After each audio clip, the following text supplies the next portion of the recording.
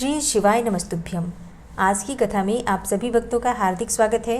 भगवान भोलेनाथ और माता पार्वती की कृपा सदैव आप और आपके समस्त परिवार पर बनी रहे। अब तक की सभी कथाएं सुनने के लिए, वीडियो को लाइक करने के लिए और बहुत ही प्यारे प्यारे कमेंट्स करने के लिए आप सभी भक्तों का बहुत बहुत आभार। तो भगवान भोलेनाथ का ध्यान करके आज की पावन और परम कल्याणकारी आनंददायी कथा का श्रवण करते हैं। सबसे पहले आप सुनेंगे शिव जी की अष्टमूर्तियों का तथा अर्धनारी और नर रूप का सविस्तार वर्णन। नंदीश्वर जी कहते हैं, हे ऐश्वर्यशाली मुने, अब तुम महेश्वर के उन श्रेष्ठ अवतारों का वर्णन श्रवण करो जो लोक में सबके संपूर्ण कार्यों को पूर्ण करने वाले अतएव सुखदाता है। हे तात, यह जगत उन परमेश्वर शंभु की 8 मूर्तियों का ही स्वरूप है। जैसे कि सूत में मड़ियां पिरोई रहती हैं, उसी तरह यह विश्व उन अष्टमूर्तियों में व्याप्त होकर स्थित रहता है।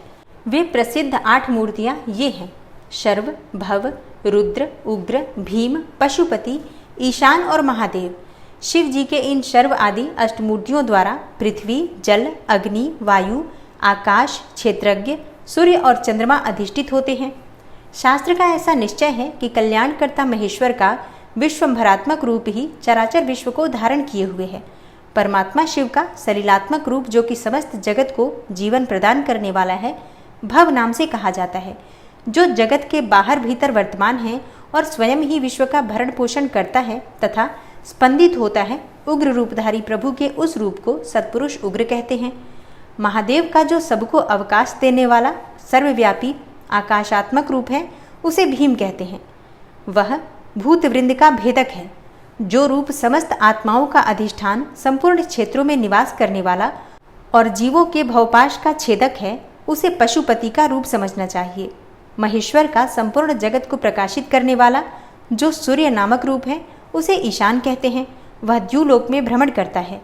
अमृतमयी रश्मियों वाला जो चंद्रमा संपूर्ण विश्व को आह्लादित करता है, शिव का वह रूप महादेव नाम से पुकारा जाता है। आत्मा परमात्मा शिव का 8वां रूप है।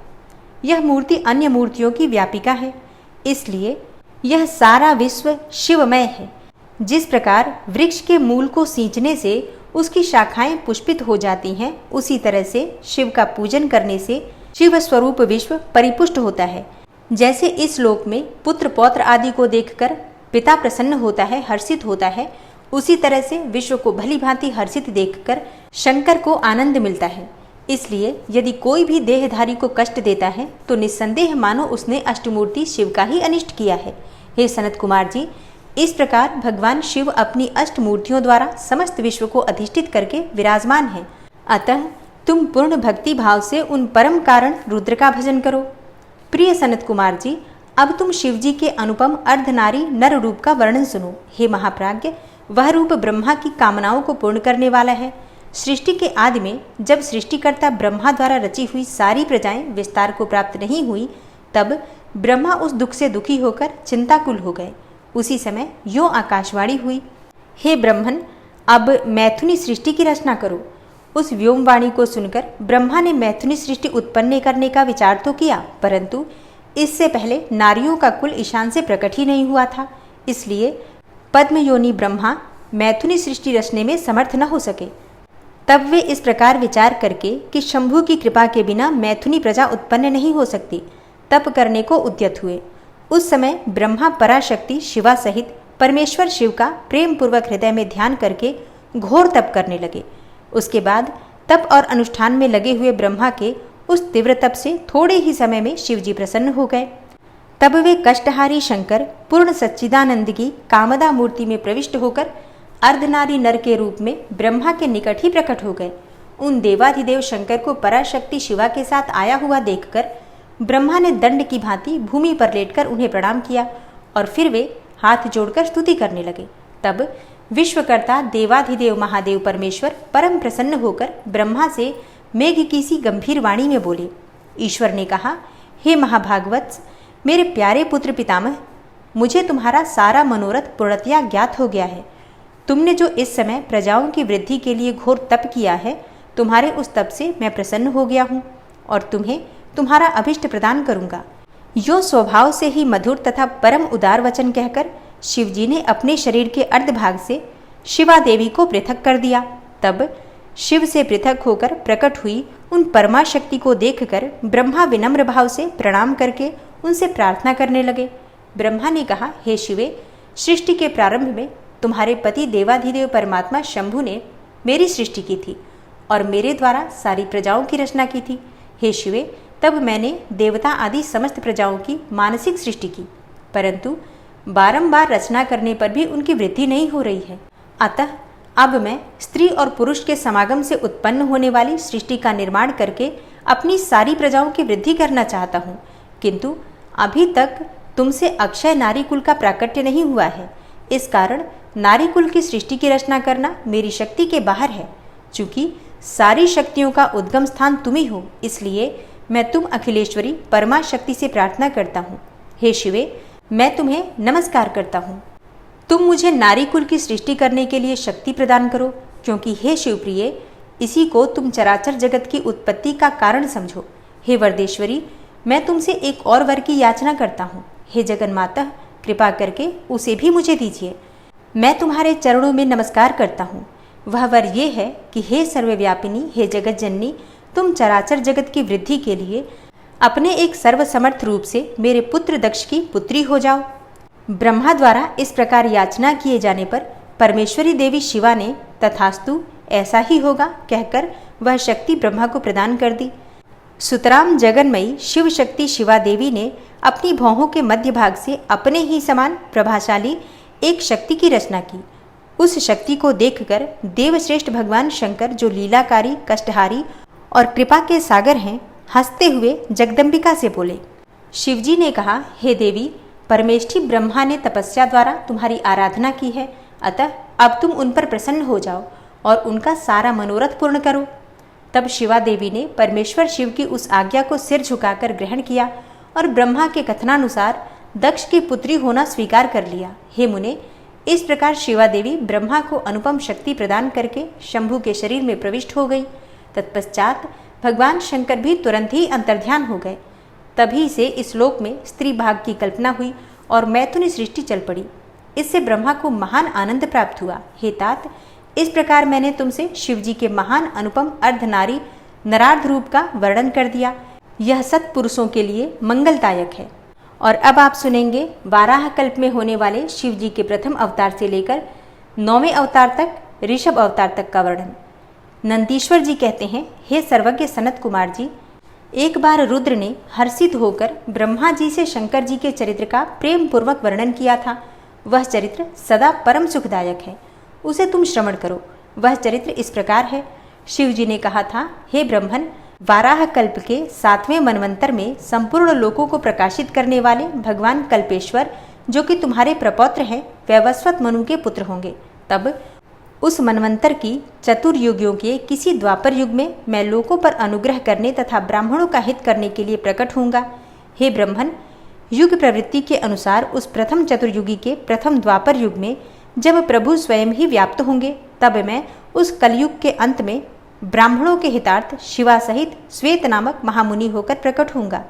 उस समय हिमालय के रमणीय शिखर छागल नामक पर्वत श्रेष्ठ पर मेरे शिखाधारी 4 शिष्य उत्पन्न होंगे।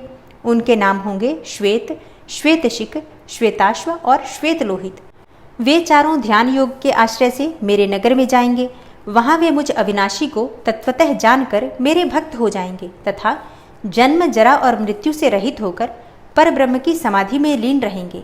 हे वत्स पितामह, उस समय मनुष्य ध्यान के अतिरिक्त दान, धर्म आदि कर्म हेतुक साधनों द्वारा मेरा दर्शन नहीं पा सकेंगे। दूसरे द्वापर में प्रजापति सत्य व्यास होंगे।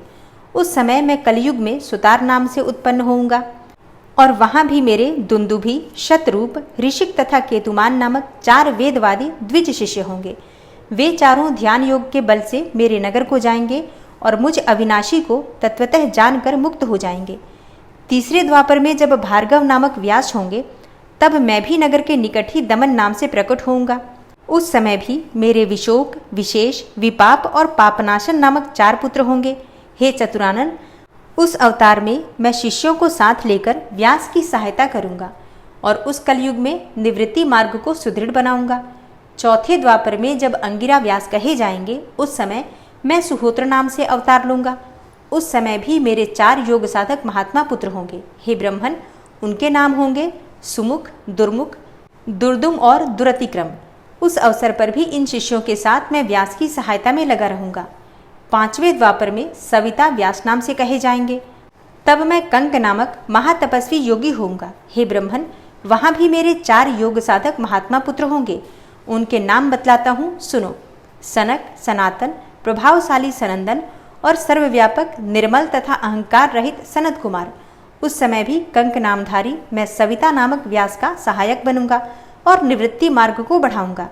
पुनः 6ठे द्वापर के प्रवृत्त होने पर जब मृत्यु लोक कारक व्यास होंगे और वेदों का विभाजन करेंगे, उस समय भी मैं व्यास की सहायता करने के लिए लोकाक्षी नाम से प्रकट होऊंगा और निवृत्ति पथ की उन्नति करूंगा। वहां भी मेरे 4 दृढ़वर्ती शिष्य होंगे। उनके नाम होंगे सुधामा, विरजा, संजय तथा विजय।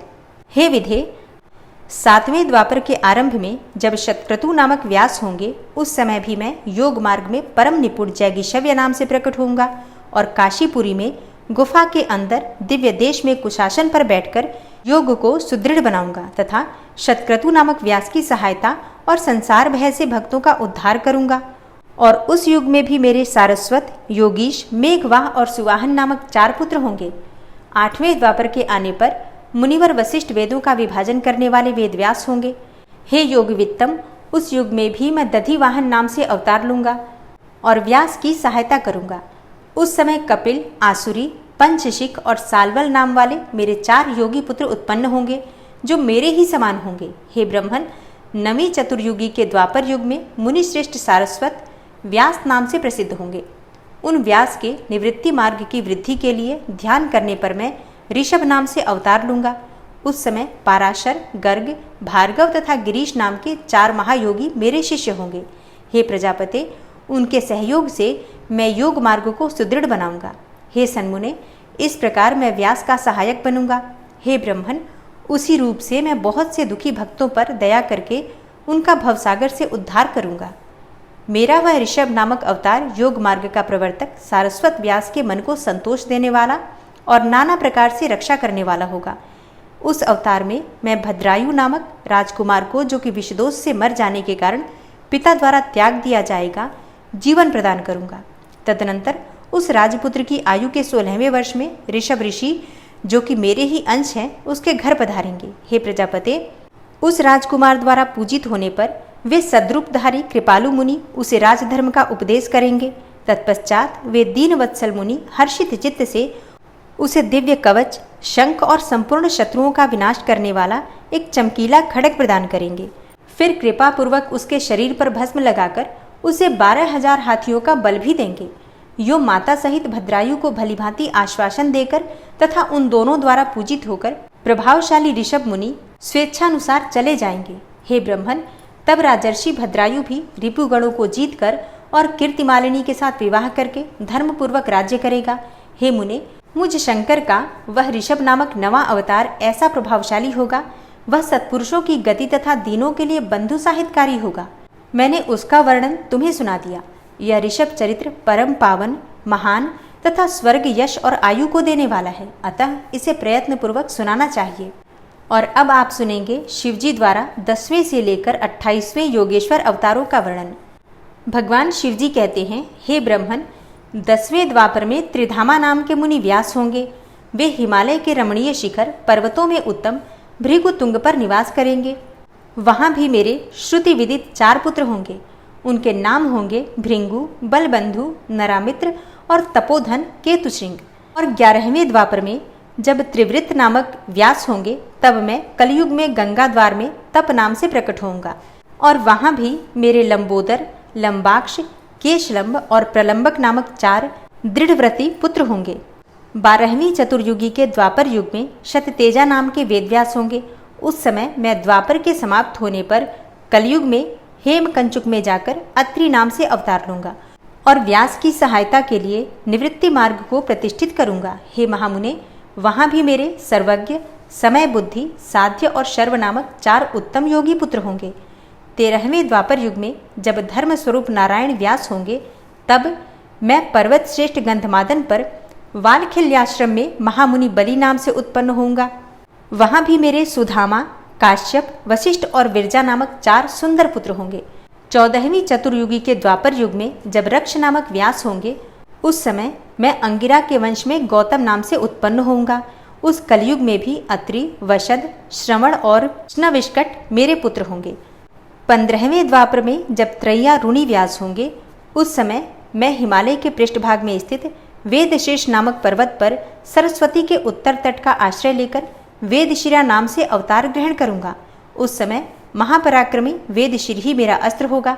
वहां भी मेरे 4 दृढ़ पराक्रमी पुत्र होंगे। उनके नाम होंगे कुणी, कुणिबाहु, कुशरीर और कुनेत्रक। 16वें द्वापर युग में जब व्यास का नाम देव होगा, तब मैं योग प्रदान करने के लिए परम पुण्यमय गोकर्ण वन में गोकर्ण नाम से प्रकट होऊंगा। वहां भी मेरे काश्यप, उशना, च्यवन और बृहस्पति नामक 4 पुत्र होंगे। वे जल के समान निर्मल और योगी होंगे तथा उसी मार्ग के आश्रय से शिवलोक को प्राप्त हो जाएंगे। 17वीं चतुर्युगी के द्वापर युग में जब देव कृतंजय व्यास होंगे, उस समय मैं हिमालय के अत्यंत ऊंचे एवं रमणीय शिखर महालय पर्वत पर गुहावासी नाम से अवतार लूंगा। क्योंकि हिमालय शिव क्षेत्र कहलाता है, वहीं उतथ्य, वामदेव, महायोग और महाबल नाम के मेरे पुत्र भी होंगे।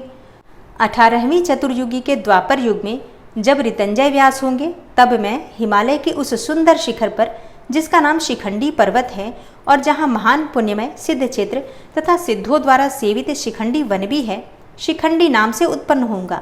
वहाँ भी वाचाश्रवा, रुचिक, श्यावास्य और यतीश्वर नामक मेरे 4 तपस्वी पुत्र होंगे। 19वें द्वापर में महामुनि भरद्वाज व्यास होंगे। उस समय भी मैं हिमालय के शिखर पर माली नाम से उत्पन्न होऊंगा और मेरे सिर पर लंबी लंबी जटाएं होंगी। और वहाँ भी मेरे सागर से गंभीर स्वभाव वाले हिरण्यनामा, कौसल्य, लोकाक्षी और प्रधिमी नामक पुत्र होंगे। 20वीं चतुर्युगी के द्वापर में होने वाले व्यास का नाम गौतम होगा। तब मैं भी हेमवान के पृष्ठभाग में स्थित पर्वत श्रेष्ठ अट्टहास पर, जो कि सदा देवता, मनुष्य, यक्षेंद्र, सिद्ध और चरणों द्वारा अधिष्ठित रहता है, वहाँ अट्टहास नाम से अवतार धारण करूंगा। उस युग के मनुष्य अट्टहास के प्रेमी होंगे। उस समय भी मेरे उत्तम योग संपन्न 4 पुत्र होंगे। उनके नाम होंगे सुमंत, वरवरी, विद्वान, कबंध और कुणिकंधर। 21वें द्वापर युग में जब वाचाश्रवा नाम के व्यास होंगे, तब मैं दारुक नाम से प्रकट होऊंगा और इसलिए उस शुभ स्थान का नाम दारुवन पड़ जाएगा। वहाँ भी मेरे प्लक्ष, दार्भायणी, केतुमान तथा गौतम नाम के 4 परम योगी पुत्र उत्पन्न होंगे। 22वीं चतुर्युगी के द्वापर में जब सुषमायण नामक व्यास होंगे, तब मैं भी वाराणसीपुरी में लांगली भीम नामक महामुनि के रूप में अवतरित होऊंगा। उस कलयुग में इंद्र सहित समस्त देवता मुझ हलायुधधारी शिव का दर्शन करेंगे। उस अवतार में भी मेरे भल्लवी, मधु, पिंग और श्वेत केतु नामक 4 परम धार्मिक पुत्र होंगे। 23वीं चतुर्युगी में जब त्रिणबिंदु मुनि व्यास होंगे, तब मैं सुंदर कालिंजर गिरी पर्वत पर श्वेत नाम से प्रकट होऊंगा। वहाँ भी मेरे उशिक, बृहदश्व, देवल और कवि नाम से प्रसिद्ध 4 तपस्वी पुत्र होंगे। 24वीं चतुर्युगी में जब ऐश्वर्यशाली यक्ष व्यास होंगे, तब उस युग में मैं नैमिष क्षेत्र में शूली नामक महायोगी होकर उत्पन्न होऊंगा। उस युग में भी मेरे 4 तपस्वी शिष्य होंगे। उनके नाम होंगे शालिहोत्र, अग्निवेश, युवनाश्व, शरदवसु। 25वें द्वापर में जब व्यास शक्ति नाम से प्रसिद्ध होंगे, तब मैं भी प्रभावशाली एवं दंडधारी महायोगी के रूप में प्रकट होऊंगा। मेरा नाम मुंडीश्वर होगा। उस अवतार में भी छगल, कुंडकर्ण, कुंभांड और प्रवाहक मेरे तपस्वी शिष्य होंगे। 26वें द्वापर में जब व्यास का नाम पराशर होगा, तब मैं भद्रवट नामक नगर में सहिष्णु नाम से अवतार लूंगा। उस समय भी उलूक, विद्युत, शंबूक और आश्वलायन नाम वाले 4 तपस्वी शिष्य होंगे। 27वें द्वापर में जब जातुकर्ण व्यास होंगे, तब मैं भी प्रभास तीर्थ में सोम शर्मा नाम से प्रकट होऊंगा और वहाँ भी अक्षपाद, कुमार, उलूक और वत्स नाम से प्रसिद्ध मेरे 4 तपस्वी शिष्य होंगे। 28वें द्वापर में जब भगवान श्रीहरि पाराशर के पुत्र रूप में द्वैपायन नामक व्यास होंगे, तब पुरुषोत्तम श्री कृष्ण अपने छठे अंश से वसुदेव के श्रेष्ठ पुत्र के रूप में उत्पन्न होकर वासुदेव कहलाएंगे। उसी समय योगात्मा मैं भी लोगों को आश्चर्य में डालने के लिए योग माया के प्रभाव से ब्रह्मचारी का शरीर धारण करके प्रकट होऊंगा। फिर श्मशान भूमि में मृतक रूप से पड़े हुए अविच्छिन्न शरीर को देखकर मैं ब्राह्मणों के हित साधन के लिए योग माया के आश्रय से उसमें घुस जाऊंगा और फिर तुम्हारे तथा विष्णु के साथ मेरुगिरी की पुण्यमयी दिव्य गुहा में प्रवेश करूंगा। हे ब्रह्मन, वहां मेरा नाम लकुली होगा। इस प्रकार मेरा यह कायावतार उत्कृष्ट सिद्ध क्षेत्र कहलाएगा और यह जब तक पृथ्वी कायम रहेगी तब तक लोक में परम विख्यात रहेगा। उस अवतार में भी मेरे 4 तपस्वी शिष्य होंगे। उनके नाम कुशिक, गर्ग, मित्र और पौरुष्य होंगे। वे वेदों के पारगामी ऊर्ध्वरेता ब्राह्मण योगी होंगे और माहेश्वर योग को प्राप्त करके शिवलोक को चले जाएंगे। उत्तम व्रत का पालन करने वाले हे मुनियों, इस प्रकार परमात्मा शिव ने वैवस्वत मनवंतर के सभी चतुर्युगियों के योगेश्वर अवतारों का सम्यक रूप से वर्णन किया था। हे विभो, 28 व्यास क्रमशः एक एक करके प्रत्येक द्वापर में होंगे और योगेश्वर अवतार प्रत्येक कलयुग के प्रारंभ में। प्रत्येक योगेश्वर अवतार के साथ उनके 4 अविनाशी शिष्य भी होंगे जो कि महान शिव भक्त और योग मार्ग की वृद्धि करने वाले होंगे। इन पशुपति के शिष्यों के शरीरों पर भस्म रमी रहेगी और ललाट त्रिपुंड से सुशोभित रहेगा और रुद्राक्ष की माला ही इनका आभूषण होगा। ये सभी शिष्य धर्मपारायण, वेद वेदांग के पारगामी विद्वान और सदा बाहर भीतर से लिंगार्चन में तत्पर रहने वाले होंगे। वे शिवजी में भक्ति रखकर योग पूर्वक ध्यान में निष्ठा रखने वाले और जितेंद्रिय होंगे। विद्वानों ने इनकी संख्या 112 बतलाई है। इस प्रकार मैंने 28 युगों के क्रम से मनु से लेकर कृष्णावतार पर्यंत सभी अवतारों के लक्षणों का वर्णन कर लिया। जब श्रुति समूहों का वेदांत के रूप में प्रयोग होगा तब उस कल्प में कृष्ण द्वैपायन व्यास होंगे। इस प्रकार महेश्वर ने ब्रह्मा जी पर अनुग्रह करके योगेश्वर अवतारों का वर्णन किया और फिर वे देवेश्वर उनकी ओर दृष्टिपात करके वहीं अंतर्ध्यान हो गए। यहाँ तक 42 अवतारों का वर्णन किया गया है और अब आप नंदीश्वर अवतार का वर्णन सुनेंगे। सनत कुमार जी ने पूछा, हे प्रभु, आप महादेव के अंश से उत्पन्न होकर पीछे शिव को कैसे प्राप्त हुए थे? वह सारा वृतांत मैं आपसे सुनना चाहता हूँ, उसे वर्णन करने की कृपा करें। नंदीश्वर बोले, हे सर्वज्ञ सनत कुमार जी, मैं जिस प्रकार महादेव के अंश से जन्म लेकर शिव को प्राप्त हुआ उस प्रसंग का वर्णन करता हूँ, तुम सावधानी पूर्वक श्रवण करो। शिलाद नामक एक धर्मात्मा मुनि थे। पितरों के आदेश से उन्होंने अयोनिज सुव्रत मृत्युहीन पुत्र की प्राप्ति के लिए तप करके देवेश्वर इंद्र को प्रसन्न किया, परंतु देवराज इंद्र ने ऐसा पुत्र प्रदान करने में अपने को असमर्थ बताकर सर्वेश्वर महाशक्ति संपन्न महादेव की आराधना करने का उपदेश दिया। तब शिलाद भगवान महादेव को प्रसन्न करने के लिए तप करने लगे। उनके तप से प्रसन्न होकर महादेव वहां पधारे और महासमाधि मग्न शिलाद को थपथपाकर जगाया। तब शिलाद ने शिव का स्तवन किया और भगवान शिव के उन्हें वर देने को प्रस्तुत होने पर उनसे कहा, हे प्रभु, मैं आपके ही समान मृत्युहीन अयोनिज पुत्र चाहता हूँ। तब शिवजी प्रसन्न होकर मुनि से बोले। शिवजी ने कहा, हे तपोधन विप्र, पूर्व काल में ब्रह्मा जी ने, मुनियों ने तथा बड़े बड़े देवताओं ने भी मेरे अवतार धारण करने के लिए तपस्या द्वारा मेरी आराधना की थी। इसलिए हे मुने, यद्यपि मैं सारे जगत का पिता हूँ, फिर भी तुम मेरे पिता बनोगे और मैं तुम्हारा अयोनिज पुत्र होऊंगा तथा मेरा नाम नंदी होगा। नंदीश्वर जी कहते हैं, हे मुने, यो कहकर कृपालु शंकर ने अपने चरणों में प्रणिपात करके सामने खड़े हुए शिलाद मुनि की ओर कृपा दृष्टि से देखा और उन्हें ऐसा आदेश देकर वे तुरंत ही उमा सहित वहीं अंतर्ध्यान हो गए। महादेव जी के चले जाने के पश्चात महामुनि शिलाद ने अपने आश्रम में आकर ऋषियों से वह सारा वृतांत कह सुनाया। कुछ समय बीत जाने के बाद जब यज्ञ वेत्ताओं में श्रेष्ठ मेरे पिताजी यज्ञ करने के लिए यज्ञ क्षेत्र को जोत रहे थे, उसी समय मैं शंभु की आज्ञा से यज्ञ के पूर्व ही उनके शरीर से उत्पन्न हो गया। उस समय मेरे शरीर की प्रभा युगांतकालीन अग्नि के समान थी। तब सारी दिशाओं में प्रसन्नता छा गई और शिलाद मुनि की भी बड़ी प्रशंसा हुई। उधर शिलाद ने भी जब मुझ बालक को प्रलयकालीन सूर्य और अग्नि के सदृश प्रभाशाली, त्रिनेत्र, चतुर्भुज, प्रकाशमान, जटामुकुटधारी, त्रिशूल आदि आयुधों से युक्त सर्वथा रुद्र रूप में देखा, तब वे महान आनंद में निमग्न हो गए और मुझ प्रणम्य को नमस्कार करते हुए कहने लगे। शिलाद बोले, हे सुरेश्वर, चूंकि तुमने नंदी नाम से प्रकट होकर मुझे आनंदित किया है, इसलिए मैं तुम आनंदमय जगदीश्वर को नमस्कार करता हूँ। नंदीश्वर जी कहते हैं, हे मुने, तदनंतर जैसे निर्धन को निधि प्राप्त हो जाने से प्रसन्नता होती है, उसी प्रकार मेरी प्राप्ति से हर्षित होकर पिताजी ने महेश्वर की भली भांति वंदना की और फिर मुझे लेकर वे शीघ्र ही अपनी पर्णशाला को चल दिए। हे महामुने, जब मैं शिलाद की कुटिया में पहुंच गया तब मैंने अपने उस रूप का परित्याग करके मनुष्य रूप धारण कर लिया। तदनंतर शालंकायन नंदन पुत्रवत्सल शिलाद ने मेरे जात कर्म आदि सभी संस्कार संपन्न किए। फिर 5वें वर्ष में पिताजी ने मुझे शांगोपांग संपूर्ण वेदों का तथा अन्यान्य शास्त्रों का भी अध्ययन कराया।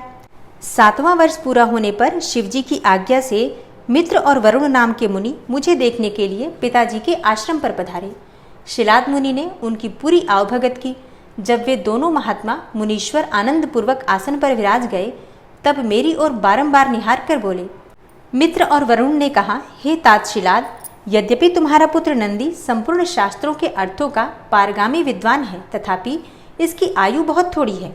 हमने बहुत तरह से विचार करके देखा, परंतु इसकी आयु 1 वर्ष से अधिक नहीं दिखती। उन विप्रवरों के यो कहने पर पुत्रवत्सल शिलाद नंदी को छाती से लिपटाकर दुखार्त होकर फूट फूट कर रोने लगे।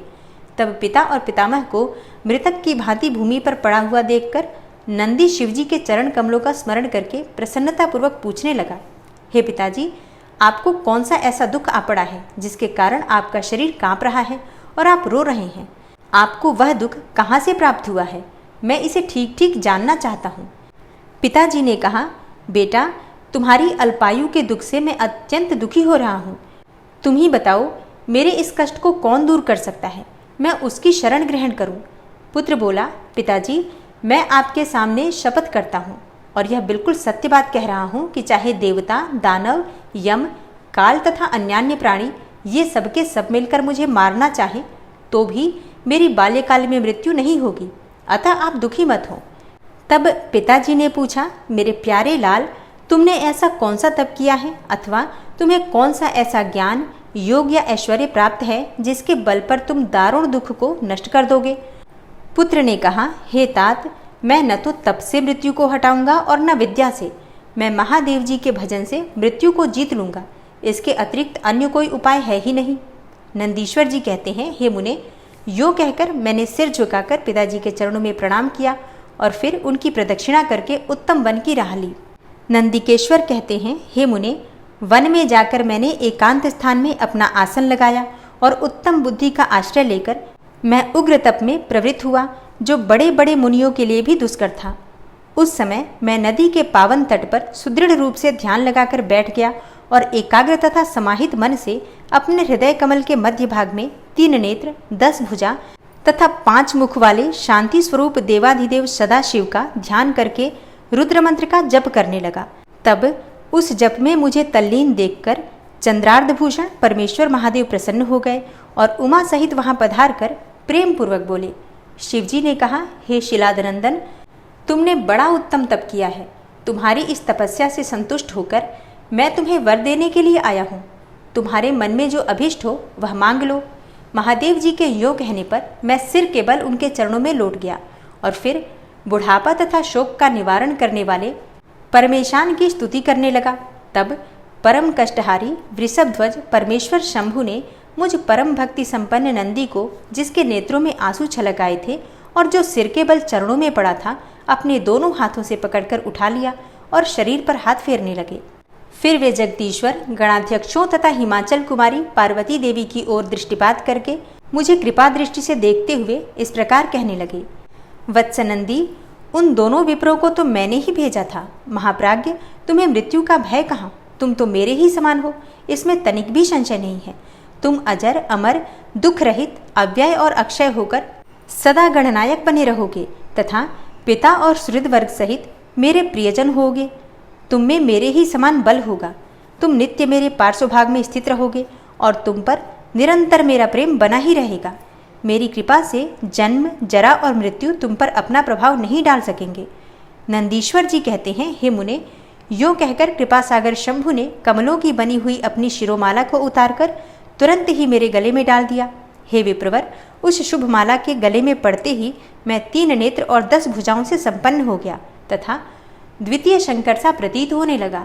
तदनंतर परमेश्वर शिव ने मेरा हाथ पकड़कर पूछा, बताओ अब तुम्हें कौन सा उत्तम वर दूं? फिर उन वृषभध्वज ने अपनी जटा में स्थित हार के समान निर्मल जल को हाथ में लेकर तुम नदी हो जाओ यो कहकर उसे छोड़ दिया। तब वह जल उत्तम ढंग से बहने वाली स्वच्छ जल से परिपूर्ण महान वेगशालिनी दिव्य रूपा 5 सुंदर नदियों के रूप में परिवर्तित हो गया। उनके नाम हैं जटोदका, त्रिश्रोता, वृषध्वनि, स्वर्णोदका और जम्बू नदी। हे मुने, यह पंचनद शिव के पृष्ठभाग की भांति परम शुभ है। महेश्वर के निकट इसका नाम लेने से यह परम पावन हो जाता है। जो मनुष्य पंचनद पर जाकर स्नान और जप करके परमेश्वर शिव का पूजन करता है वह शिव सायुज्य को प्राप्त होता है, इसमें कोई संशय नहीं है। तत्पश्चात शंभु ने उमा से कहा, हे अव्यये, मैं नंदी का अभिषेक करके इसे गणाध्यक्ष बनाना चाहता हूँ। इस विषय में तुम्हारी क्या राय है? तब उमा बोली, हे देवेश, आप नंदी को गणाध्यक्ष पद प्रदान कर सकते हैं, क्योंकि हे परमेश्वर, शिलाद नंदन मेरे लिए पुत्र सरीखा है, इसलिए हे नाथ, यह मुझे बहुत ही प्यारा है। उसके बाद भक्त वत्सल भगवान शंकर ने अपने अतुल बलशाली गणों को बुलाकर उनसे कहा, शिवजी बोले, गणनायकों, तुम सब लोग मेरी एक आज्ञा का पालन करो। यह मेरा प्रिय पुत्र नंदीश्वर सभी गणनायकों का अध्यक्ष और गणों का नेता है, इसलिए तुम सब लोग मिलकर इसका मेरे गणों के अधिपति पद पर प्रेम पूर्वक अभिषेक करो। आज से यह नंदीश्वर तुम लोगों का स्वामी होगा। नंदीश्वर जी कहते हैं, हे मुने, शंकर जी के इस कथन पर सभी गणनायकों ने एवमस्तु कहकर उसे स्वीकार किया और वे सामग्री जुटाने में लग गए। फिर सब देवताओं और मुनियों ने मिलकर मेरा अभिषेक किया। तदनंतर मरुतों की मनोहारिणी दिव्य कन्या सुयसा से मेरा विवाह करवा दिया। उस समय मुझे बहुत सी दिव्य वस्तुएं मिली। हे महामुने, इस प्रकार विवाह करके मैंने अपनी उस पत्नी के साथ शंभु, शिवा, ब्रह्मा और श्रीहरि के चरणों में प्रणाम किया। तब त्रिलोकेश्वर भक्तवत्सल भगवान शिव पत्नी सहित मुझसे परम प्रेम पूर्वक बोले। ईश्वर ने कहा, हे सत्पुत्र, यह तुम्हारी प्रिया सुयसा और तुम मेरी बात सुनो। तुम मुझे परम प्रिय हो, अतः मैं स्नेह पूर्वक तुम्हें मनोवांछित वर प्रदान करूंगा। गणेश्वर नंदीश, देवी पार्वती सहित मैं तुम पर सदा संतुष्ट हूँ, इसलिए हे वत्स, तुम मेरा उत्तम वचन श्रवण करो। तुम मेरे अटूट प्रेमी, विशिष्ट, परम ऐश्वर्य संपन्न, महायोगी, महान धनुर्धारी, अजेय, सबको जीतने वाले, महाबली और सदा पूज्य होगे। जहाँ मैं रहूँगा वहाँ तुम्हारी स्थिति होगी और जहाँ तुम रहोगे वहाँ मैं उपस्थित रहूँगा। यही दशा तुम्हारे पिता और पितामह की भी होगी। हे पुत्र, तुम्हारे ये महाबली पिता परम ऐश्वर्यशाली मेरे भक्त और गणाध्यक्ष होंगे। हे वत्स, ये ही नियम तुम्हारे पितामह पर भी लागू होंगे। अंत में तुम सब लोग मुझसे वरदान प्राप्त करके मेरा सानिध्य प्राप्त करोगे। नंदीश्वर जी कहते हैं, हे मुने, तत्पश्चात महाभागा उमा देवी वर देने के लिए उत्सुक होकर मुझ नंदी से बोली, बेटा, तुम मुझसे भी वर मांग ले, मैं तेरी सारी अभिष्ट कामनाओं को पूर्ण कर दूंगी। तब देवी के उस वचन को सुनकर मैंने हाथ जोड़कर कहा, हे देवी, आपके चरणों में मेरी सदा उत्तम भक्ति बनी रहे। मेरी याचना सुनकर देवी ने कहा, एवमस्तु, ऐसा ही होगा। फिर शिवा नंदी की प्रियतमा पत्नी सुयसा से बोली। देवी ने कहा, हे वत्से, तुम भी अपना अभिष्ट वर ग्रहण करो। तुम्हारे 3 नेत्र होंगे, तुम जन्म बंधन से छूट जाओगी और पुत्र पौत्रों से संपन्न रहोगी तथा तुम्हारी मुझ में और अपने स्वामी में अटल भक्ति बनी रहेगी। नंदीश्वर जी कहते हैं, हे मुने, इसके बाद शिव जी की आज्ञा से परम प्रसन्न हुए ब्रह्मा, विष्णु तथा समस्त देवगणों ने भी प्रेम पूर्वक हम दोनों को वरदान दिए।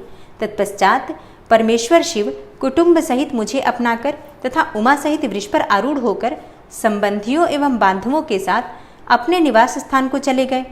तब वहां उपस्थित विष्णु आदि समस्त देवता मेरी प्रशंसा तथा शिव और शिवा की स्तुति करते हुए अपने अपने धाम को चल दिए। हे वत्स, इस प्रकार मैंने तुमसे अपने अवतार का वर्णन कर दिया। हे महामुने, यह मनुष्यों के लिए सदा आनंददायक और शिव भक्ति का वर्धक है।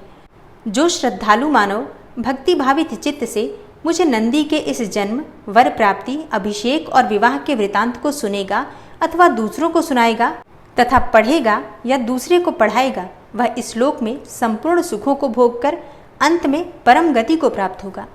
अपना सारा वृतांत सुनाने के बाद भगवान शंकर के भैरव अवतार का वर्णन करते हुए नंदीश्वर ने कहा, हे महामुने, परमेश्वर शिव उत्तमोत्तम लीलाएं रचने वाले तथा सत्पुरुषों के प्रेमी हैं।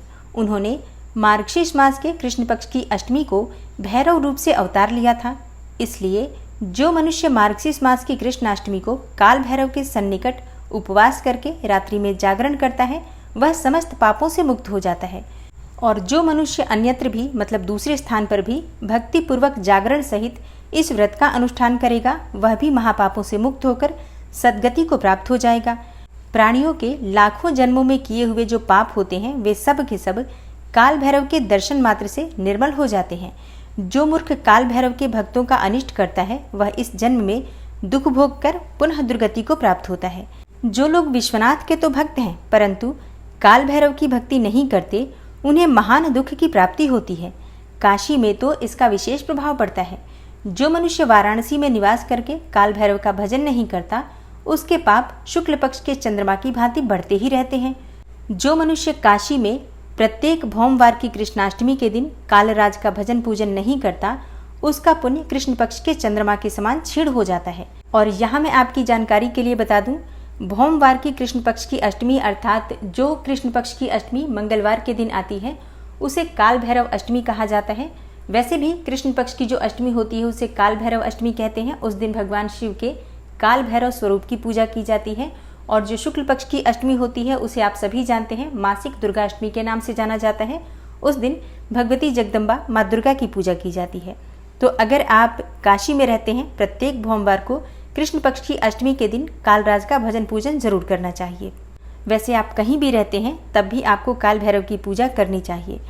इसके बाद नंदीश्वर ने वीरभद्र तथा सर्भावतार का वृतांत सुनाकर कहा, हे ब्रह्मपुत्र, भगवान शिव जिस प्रकार प्रसन्न होकर विश्वानर मुनि के घर अवतीर्ण हुए थे, शशि मौली के उस चरित को तुम प्रेम पूर्वक श्रवण करो। उस समय वे तेज की निधि अग्निरूप सर्वात्मा परम प्रभु शिव अग्निलोक के अधिपति रूप में गृहपति नाम से अवतीर्ण हुए थे। पूर्व काल की बात है, नर्मदा के रमणीय तट पर नर्मपुर नाम का एक नगर था। उसी नगर में विश्वानर नाम के एक मुनि निवास करते थे।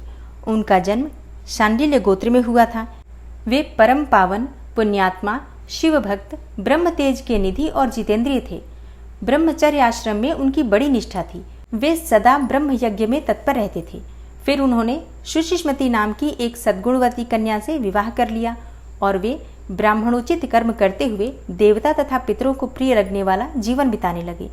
इस प्रकार जब बहुत सा समय व्यतीत हो गया तब उन ब्राह्मण की भार्या सुशिष्मति, जो उत्तम व्रत का पालन करने वाली थी, अपने पति से बोली, हे प्राणनाथ, स्त्रियों के योग्य जितने भी आनंदप्रद भोग हैं उन सबको मैंने आपकी कृपा से आपके साथ रहकर भोग लिया है, परंतु हे नाथ, मेरे हृदय में एक लालसा चिरकाल से वर्तमान है और वह गृहस्थों के लिए उचित भी है। उसे आप पूर्ण करने की कृपा करें। हे स्वामिन, यदि मैं वर पाने के योग्य हूँ और आप मुझे वर देना चाहते हैं तो मुझे महेश्वर सरीखा पुत्र प्रदान कीजिए। इसके अतिरिक्त मैं दूसरा वर नहीं चाहती। नंदीश्वर जी कहते हैं, हे मुने, पत्नी की बात सुनकर पवित्र व्रत पारायण ब्राह्मण विश्वानर क्षण भर के लिए समाधिस्थ हो गए और हृदय में यो विचार करने लगे, अहो, मेरी इस सूक्ष्मांगी पत्नी ने कैसा अत्यंत दुर्लभ वर मांगा है। यह तो मेरे मनोरथ पद से बहुत दूर है। अच्छा, शिवजी तो सब कुछ करने में समर्थ हैं।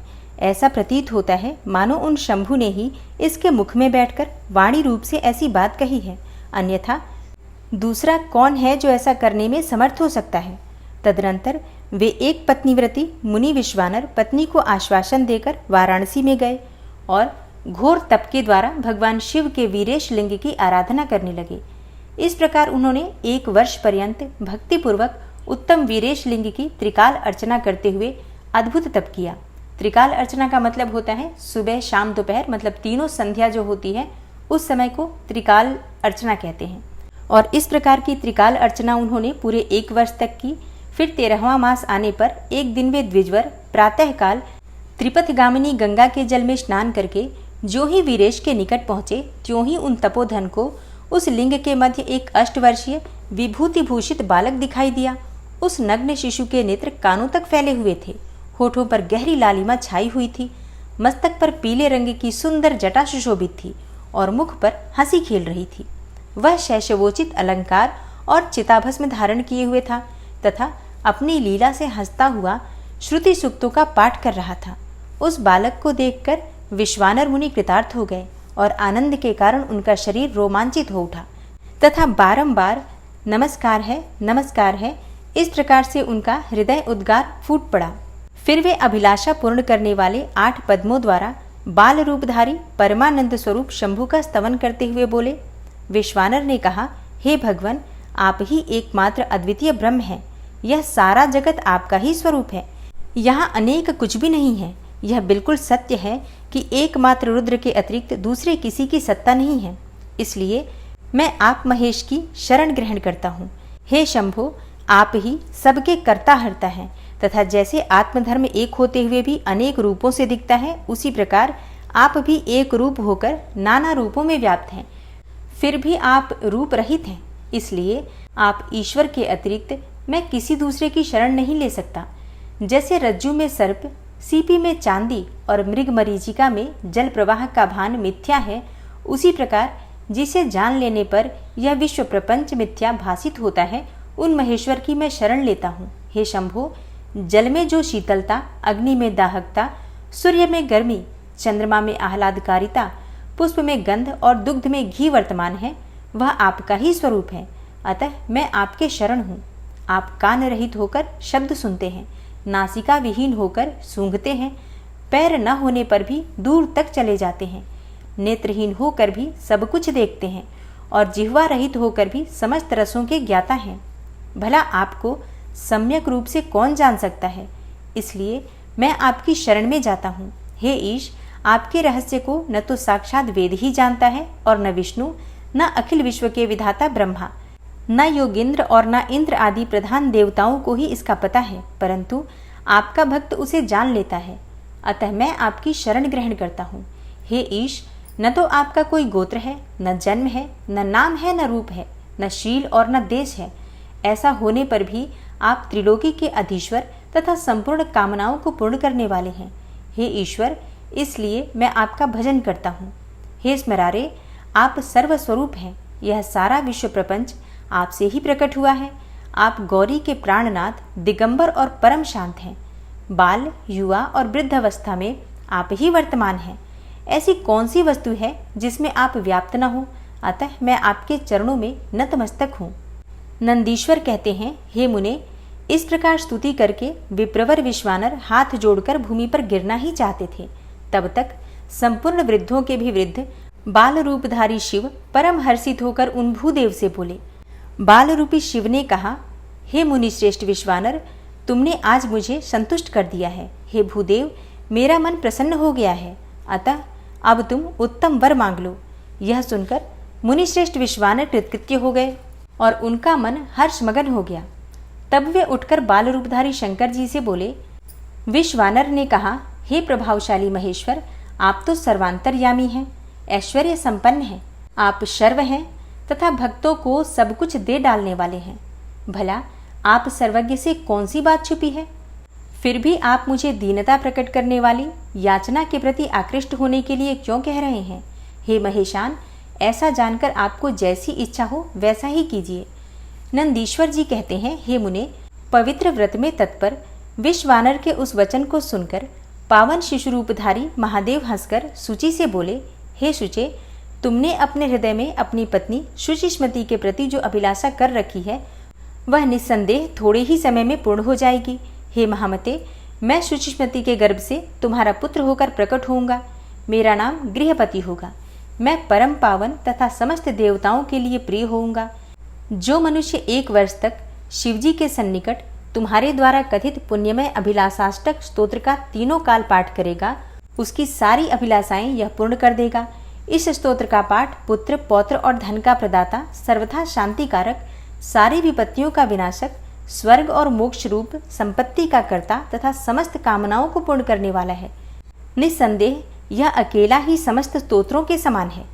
नंदीश्वर जी कहते हैं, हे मुने, इतना कहकर बाल रूपधारी शंभु, जो सत्पुरुषों की गति हैं, अंतर्ध्यान हो गए।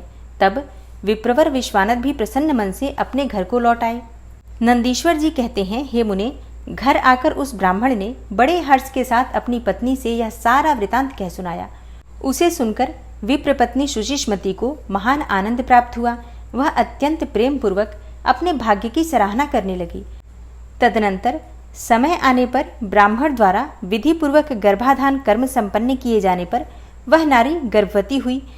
फिर उन विद्वान मुनि ने गर्भ के स्पंदन करने से पूर्व ही पुंसत्व की वृद्धि के लिए गृहसूत्र में वर्णित विधि के अनुसार सम्यक रूप से पुंसवन संस्कार किया। तत्पश्चात 8वां महीना आने पर कृपालु विश्वानर ने सुखपूर्वक प्रसव होने के अभिप्राय से गर्भ के रूप की समृद्धि करने वाला सीमंत संस्कार संपन्न कराया।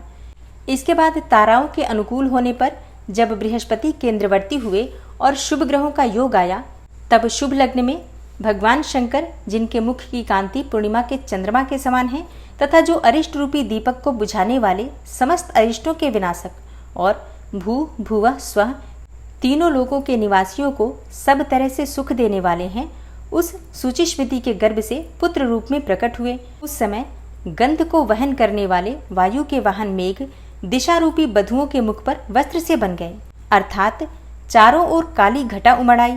वे घनघोर बादल उत्तम गंध वाले पुष्प समूहों की वर्षा करने लगे। देवताओं की दुंदुभियां बजने लगी। चारों ओर दिशाएं निर्मल हो गई।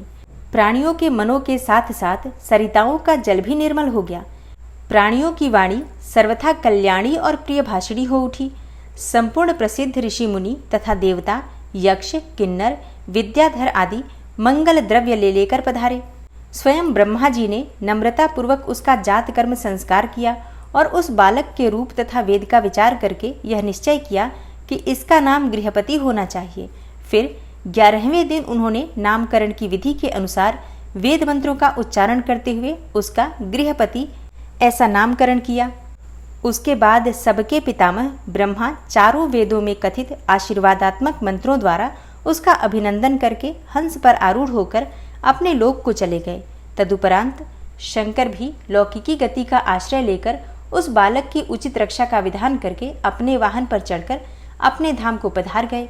इसी प्रकार श्रीहरि ने भी अपने लोक की राह ली। इस प्रकार सभी देवता, ऋषि मुनि आदि भी प्रशंसा करते हुए अपने अपने स्थान को पधार गए। तदनंतर ब्राह्मण देवता ने यथा समय आने पर सब संस्कार करते हुए बालक को वेदाध्ययन करवाया। तत्पश्चात 9वां वर्ष आने पर माता पिता की सेवा में तत्पर रहने वाले विश्वानर नंदन गृहपति को देखने के लिए वहां नारद जी पधारे। बालक ने माता पिता सहित नारद जी को प्रणाम किया।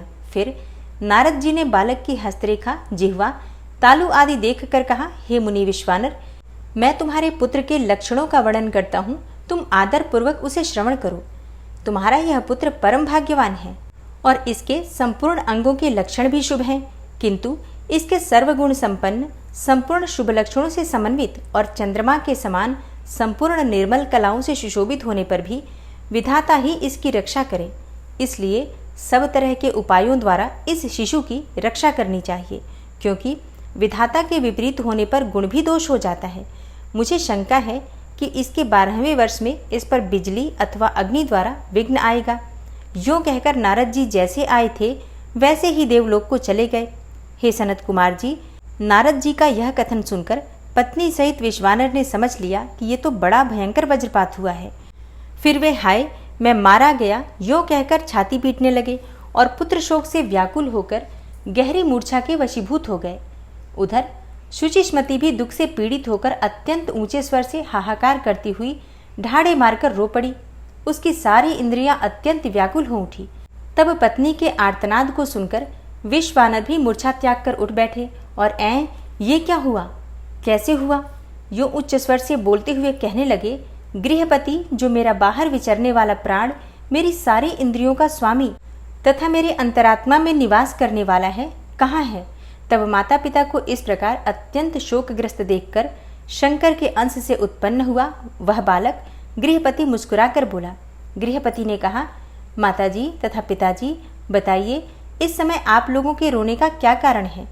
किस लिए आप लोग फूट फूट कर रो रहे हैं? कहाँ से ऐसा भय आप लोगों को प्राप्त हुआ है? यदि मैं आपकी चरण रेणुओं से अपने शरीर की रक्षा कर लूं तो मुझ पर काल भी अपना प्रभाव नहीं डाल सकता। फिर तुच्छ, चंचल एवं अल्प बल वाली मृत्यु की तो बात ही क्या है? हे माता पिताजी, अब आप लोग मेरी प्रतिज्ञा सुनिए। यदि मैं आप लोगों का पुत्र हूँ तो ऐसा प्रयत्न करूँगा जिससे मृत्यु भी भयभीत हो जाएगी। मैं सत्पुरुषों को सब कुछ दे डालने वाले सर्वज्ञ मृत्युंजय की भली भांति आराधना करके महाकाल को भी जीत लूँगा। यह मैं आप लोगों से बिल्कुल सत्य कह रहा हूँ। नंदीश्वर जी कहते हैं, हे मुने, तब वे द्विज दंपत्ति जो शोक से संतप्त हो रहे थे, गृहपति के ऐसे वचन जो अकाल में हुई अमृत की घनघोर वृष्टि के समान थे, सुनकर संताप रहित हो कहने लगे, बेटा तू उन शिव की शरण में जा जो ब्रह्मा आदि के भी कर्ता, मेघवाहन, अपनी महिमा से कभी च्युत न होने वाले और विश्व की रक्षामणि है। नंदीश्वर जी कहते हैं, हे मुने, माता पिता की आज्ञा पाकर गृहपति ने उनके चरणों में प्रणाम किया। फिर उनकी प्रदक्षिणा करके और उन्हें बहुत तरह से आश्वासन देकर वे वहां से चल पड़े और उस काशीपुरी में जा पहुंचे जो ब्रह्मा और नारायण आदि देवताओं के लिए भी दुष्प्राप्य, महाप्रलय के संताप का विनाश करने वाली और विश्वनाथ द्वारा सुरक्षित थी तथा जो कंठ प्रदेश में हार की तरह पड़ी हुई गंगा से सुशोभित तथा विचित्र गुणशालिनी हर पत्नी गिरिजा से विभूषित थी। वहां पहुंचकर वे विप्रवर पहले मणिकर्णिका पर गए। वहां उन्होंने विधि पूर्वक स्नान करके भगवान विश्वनाथ का दर्शन किया। फिर बुद्धिमान गृहपति ने परमानंद मग्न होकर त्रिलोकी के प्राणियों की प्राण रक्षा करने वाले शिव को प्रणाम किया। उस समय उनकी अंजलि बंधी थी और सिर झुका हुआ था। वे बारंबार उस शिवलिंग की ओर देखकर हृदय में हर्षित हो रहे थे और वह ये सोच रहे थे कि यह लिंग निस्संदेह स्पष्ट रूप से आनंद कंद ही है। वे कहने लगे, अहो, मुझे आज जो सर्वव्यापी श्रीमान विश्वनाथ का दर्शन प्राप्त हुआ, इसीलिए इस चराचर त्रिलोकी में मुझसे बढ़कर धन्यवाद का पात्र कोई दूसरा नहीं है। जान पड़ता है मेरा भाग्योदय होने से ही उन दिनों में महर्षि नारद ने आकर वैसी बात कही थी जिसके कारण आज मैं कृतकृत्य हो रहा हूँ। नंदीश्वर जी कहते हैं, हे मुने, इस प्रकार आनंद अमृत रूपी रसों द्वारा पारण करके गृहपति ने शुभ दिन में सर्वहितकारी शिवलिंग की स्थापना की और पवित्र गंगा जल से भरे हुए 108 कलशों द्वारा शिवजी को स्नान कराकर ऐसे घोर नियमों को स्वीकार किया जो अकृतात्मा पुरुषों के लिए दुष्कर थे। हे नारद जी, इस प्रकार एकमात्र शिव में मन लगाकर तपस्या करते हुए उस महात्मा गृहपति की आयु का 1 वर्ष व्यतीत हो गया। तब जन्म से 12वां वर्ष आने पर नारद जी के कहे हुए उस वचन को सत्य सा करते हुए वज्रधारी इंद्र उनके निकट पधारे और बोले, हे विप्रवर, मैं इंद्र हूँ और तुम्हारे शुभ व्रत से प्रसन्न होकर यहाँ आया हूँ। अब तुम वर मांगो, मैं तुम्हारी मनोवांछा पूर्ण कर दूंगा। तब गृहपति ने कहा, हे मधुवन, मैं जानता हूँ आप वज्रधारी इंद्र हैं, परंतु हे वृत्रशत्रो, मैं आपसे वर याचना करना नहीं चाहता। मेरे वरदायक तो शंकर जी ही होंगे। इंद्र बोले, हे शिशो, शंकर मुझसे भिन्न थोड़े ही हैं। अरे, मैं देवराज हूँ, अतः तुम अपनी मूर्खता का परित्याग करके वर मांग लो, देर मत करो। गृहपति ने कहा, हे पाकशासन, आप अहिल्या का सतीत्व नष्ट करने वाले दुराचारी पर्वत शत्रु ही है ना?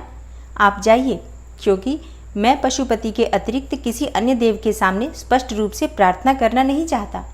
नंदीश्वर जी कहते हैं, हे मुने, गृहपति के इस वचन को सुनकर इंद्र के नेत्र क्रोध से लाल हो गए। वे अपने भयंकर वज्र को उठाकर उस बालक को डराने धमकाने लगे। तब बिजली की ज्वालाओं से व्याप्त उस वज्र को देखकर बालक गृहपति को नारद जी के वाक्य स्मरण हो आए। फिर तो वे भय से व्याकुल होकर मूर्छित हो गए। तदनंतर अज्ञान अंधकार को दूर भगाने वाले गौरीपति शंभु वहां प्रकट हो गए और अपने हस्त स्पर्श से उसे जीवन दान देते हुए से बोले, हे वत्स, उठ उठ, तेरा कल्याण हो। तब रात्रि के समय मुंदे हुए कमल की तरह उसके नेत्र कमल खुल गए और उसने उठकर अपने सामने सैकड़ों सूर्यों से भी अधिक प्रकाशमान शंभु को उपस्थित देखा। उनके ललाट में तीसरा नेत्र चमक रहा था, गले में नीला चिन्ह था, ध्वजा पर वृषभ का स्वरूप दिख रहा था, वामांग में गिरिजा देवी विराजमान थी, मस्तक पर चंद्रमा सुशोभित था, बड़ी बड़ी जटाओं से उनकी अद्भुत शोभा हो रही थी। वे अपने आयुध त्रिशूल और आजगव धनुष धारण किए हुए थे। कपूर के समान गौर वर्ण का शरीर अपनी प्रभा बिखेर रहा था। वे गज चर्म लपेटे हुए थे। उन्हें देखकर शास्त्र कथित लक्षणों तथा गुरु वचनों से जब गृहपति ने समझ लिया कि ये महादेव ही हैं, तब हर्ष के मारे उनके नेत्रों में आंसू छलक आए, गला रुंध गया और शरीर रोमांचित हो उठा। वे क्षण भर तक अपने आप को भूलकर चित्रकूट एवं त्रिपुत्रक पर्वत की भांति निश्चल ही खड़े रह गए। जब वे स्तवन करने, नमस्कार करने अथवा कुछ भी कहने में समर्थ न हो सके, तब शिवजी मुस्कुराकर बोले, ईश्वर ने कहा, हे गृहपते, जान पड़ता है कि तुम वज्रधारी इंद्र से डर गए हो। हे वत्स, तुम भयभीत मत हो, क्योंकि मेरे भक्त पर इंद्र और वज्र की कौन कहे, यमराज भी अपना प्रभाव नहीं डाल सकते। यह तो मैंने तुम्हारी परीक्षा ली है और मैंने ही तुम्हें इंद्र रूप धारण करके डराया है। हे भद्र, अब मैं तुम्हें वर देता हूँ, आज से तुम अग्निपद के भागी होगे। तुम समस्त देवताओं के लिए वरदाता बनोगे। हे अग्नि, तुम समस्त प्राणियों के अंदर जठराग्नि रूप से विचरण करोगे। तुम्हें दिक्पाल रूप से धर्मराज और इंद्र के मध्य में राज्य की प्राप्ति होगी। तुम्हारे द्वारा स्थापित यह शिवलिंग तुम्हारे नाम पर अग्नीश्वर नाम से प्रसिद्ध होगा। यह सब प्रकार के तेजों की वृद्धि करने वाला होगा। जो लोग इस अग्नीश्वर लिंग के भक्त होंगे उन्हें बिजली और अग्नि का भय नहीं रह जाएगा। अग्निमांद्य नामक रोग नहीं होगा और न कभी अकाल मृत्यु ही होगी। काशीपुरी में स्थित संपूर्ण समृद्धियों के प्रदाता अग्नीश्वर की भली भांति अर्चना करने वाला भक्त यदि प्रारब्धवश किसी अन्य स्थान में भी मृत्यु को प्राप्त होगा तो भी वह वहनी लोक में प्रतिष्ठित होगा। नंदीश्वर जी कहते हैं, हे मुने, इस प्रकार कहकर शिवजी ने गृहपति के बंधुओं को बुलाकर उनके माता पिता के सामने उस अग्नि का दिक्पति पद पर अभिषेक कर दिया और स्वयं उसी लिंग में समा गए। हे तात, इस प्रकार मैंने तुमसे परमात्मा शंकर के गृहपति नामक अग्निअवतार का, जो दुष्टों को पीड़ित करने वाला है, वर्णन कर दिया।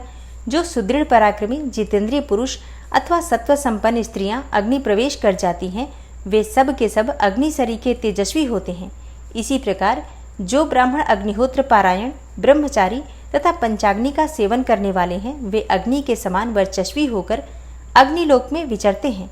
जो शीतकाल में शीत निवारण के निमित्त बोझ सी बोझ लकड़ियां दान करता है अथवा जो अग्नि की इष्टि करता है, वह अग्नि के सन्निकट निवास करता है। जो श्रद्धापूर्वक किसी अनाथ मृतक का अग्नि संस्कार कर देता है अथवा स्वयं शक्ति न होने पर दूसरे को प्रेरित करता है, वह अग्निलोक में प्रशंसित होता है। विजातियों के लिए परम कल्याणकारक एक अग्नि ही है। वही निश्चित रूप से गुरु, देवता, व्रत, तीर्थ अर्थात सब कुछ है। जितनी अपावन वस्तुएं हैं वे सब अग्नि का संसर्ग होने से उसी क्षण पावन हो जाती हैं।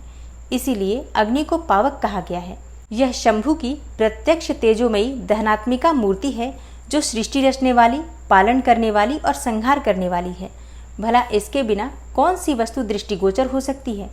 इनके द्वारा भक्षण किए हुए धूप, दीप, नैवेद्य, दूध, दही, घी और खांड आदि का देवगण स्वर्ग में सेवन करते हैं। ओम नमः शिवाय। श्री शिवाय नमस्तुभ्यम। आज की कथा का यहीं पर समापन करती हूँ और कल की कथा में आप सुनेंगे शिव जी के महाकाल आदि 10 अवतारों का तथा 11 रुद्र अवतारों का वर्णन। तो कल की कथा और भी रोचक होने वाली है। उम्मीद करती हूँ कल भी आप लोग कथा ज़रूर सुनेंगे। और आज की कथा आपको कैसी लगी है कमेंट बॉक्स में ज़रूर बताइए। अगर आपको वीडियो अच्छी लगती है तो वीडियो को लाइक ज़रूर किया कीजिए, शेयर भी ज़रूर किया कीजिए फैमिली फ्रेंड्स के साथ। और जो भी शिव भक्त हैं, जो भी इन कथाओं को सुनने में रुचि रखते हैं, ऐसे भक्तों तक वीडियो को ज़्यादा से ज़्यादा शेयर कीजिए। मिलती हूँ मैं आपसे अगली वीडियो में। तब तक के लिए नमस्कार।